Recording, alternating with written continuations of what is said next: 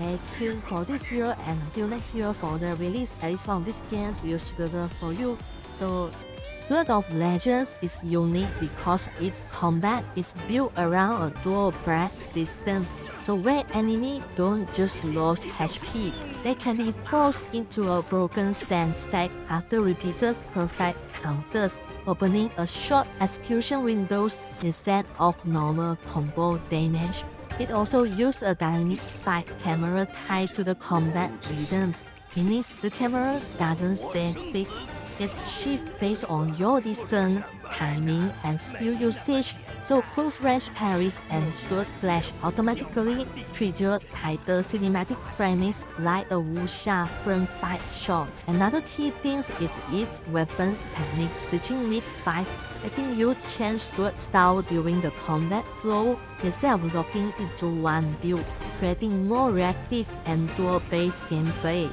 Blood Message uses a pacing system built around tension spike, where gameplay shifts between quiet exploration, sudden stiff encounter, and short, high-intensity combat moments instead of constant fighting. Combat is designed to feel lethal and grounded, where enemies deal high damage and the fight ends quickly. So positioning the first strike matters more than long-term combo in grinding health bar. It also brings cinematic movement into gameplay, so climbing, escaping, and battle traversal happen seamlessly during story moments without breaking immersions or switching gameplay modes.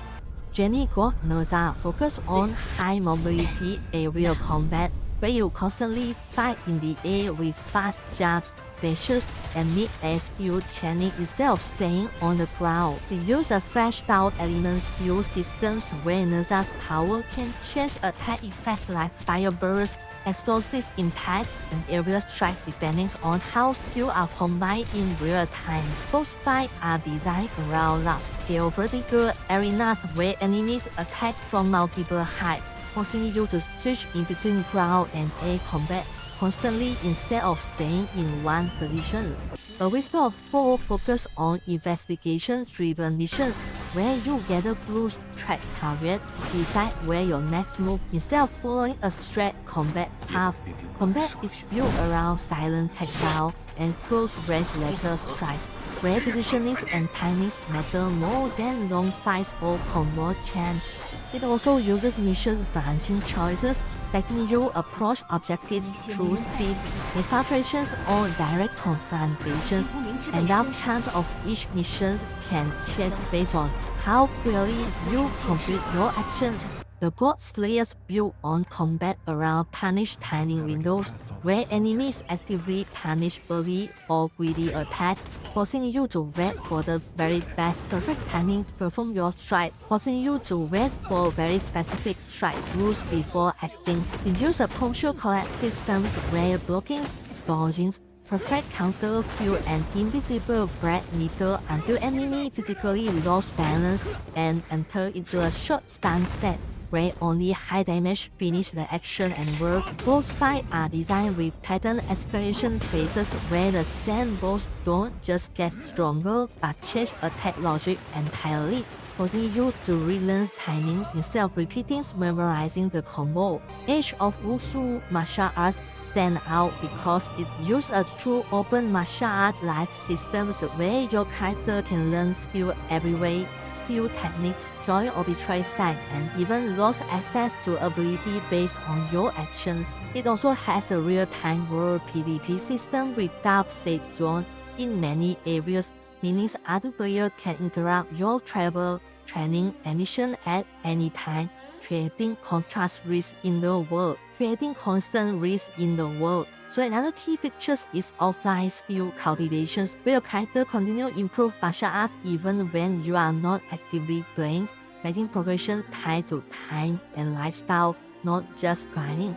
Sword of Fairy 4 Remake focus on a modern action combat review of a classic turn-based era RPG, replacing all menu combat with real-time movements, dodging, and skill-based attacks. It features a cultivation-style skill growth systems, where ability evolve through usage progressions rather than fixed level unlock, making your build naturally change as you play. Exploring this design with cinematic story pacings, where key story moments flow directly into gameplay without loadings or separate battle screens, keeping the journeys continuous and immersive. Yuangong Sword Awakenings focus on tight sword-only combat, where fights evolve around close-range deals, using precise strike, dodges, and parries instead of ranged skill or flashy abilities. It uses a skill awakening system where your sword technique unlocks strong variations mid-progressions, changing how your basic attack behaves during combat instead of just increasing damage number. So enemy encounters are built as small-scale lateral fights, where a few mistakes can end the combat quickly, pushing you to rely on timing and reaction instead of grinding the start. Longevity Yin and Yang focus on a dual energy combat system, where your attacks switch between Yin and Yang stack. Combining these two sequences creates stronger skill effects. It uses a life force management mechanics where using powerful ability drain your inner energy. It uses a life force management mechanics where using powerful ability drain your inner energy, forcing you to balance offense, recover during the fight instead of spamming skill. Progression is tied to the cultivation corruption system, where your choices in absorbing or resisting power directly affect your abilities and how your character evolves over time. Black Myth Zhong is an upcoming Chinese AAA action RPG from the creator of Black Myth Wukong. Instead of playing as a Monkey King, you will take one role of Zhong, a legendary demon hunter from Chinese mythology who is feared by the ghosts and evil spirits. The game focuses on dark fantasies, supernatural creatures, powerful magic, and fast-paced action combat inspired by Chinese folklore. If Black Myth Wukong explore the world of God and immortal, so Black Myth Zhong dive deeper into demons, ghosts, and ancient Chinese legends. For fans of Chinese mythology, this is definitely a game worth keeping an eye on. So this is all my wish list for the game, so please stay tuned for this year, and until next year for the release, they are releasing progressively in the Chinese market. So let's stay tuned, at least one of these games will suitable for you. So that's all for the videos, bye bye, thanks for watching.